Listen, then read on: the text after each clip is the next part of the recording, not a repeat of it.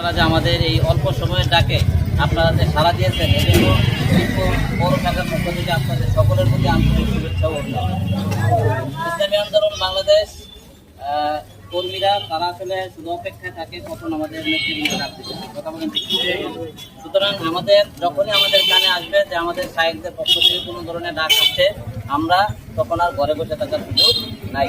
অতএব আগামী 28শে জুন যে মহাসমাবেশের ডাক দিচ্ছে, এটা আজকে আমরা শ্রীপুর বাজারে দাওয়াত দিয়েছি অল্প সময়ের মধ্যে, কিন্তু এখানেই কিন্তু আমাদের কাজ এখান থেকে আমাদের ঘরে ঘরে মহল্লায় মহল্লায় পাড়ায় পাড়ায় আমাদেরকে কিন্তু দাওয়াতটা আরো বেগবান করতে হবে।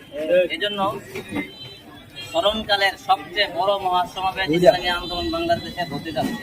এখানে যদি আমার আর আপনার গাফলতির কারণে 2-4 জন মানুষের দাওয়াত না পায়, এটা কিন্তু আমার আর আপনার খাসের মধ্যে জবাব দিতে হবে। যে আপনি একটা চরমনায় মুড়ির দাবি করেন, অথচ আপনি আপনার এলাকায় দাওয়াত দেন নাই, কথা বলতে।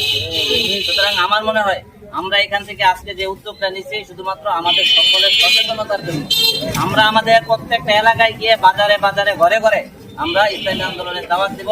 আগামী শনিবার দিন শিবপুর থেকে ইসলামী আন্দোলনের নেতৃবৃন্দ আমাদেরকে যখন বলবেন, তখন আমরা শিবপুরের সবাই ঐক্যবদ্ধভাবে শিবপুরের সবগুলো গাড়ি ইনশাল্লাহ ঐতিহাসিক মহাসমাবেশের উদ্দেশ্যে রওনা করবো, কথা বলেন।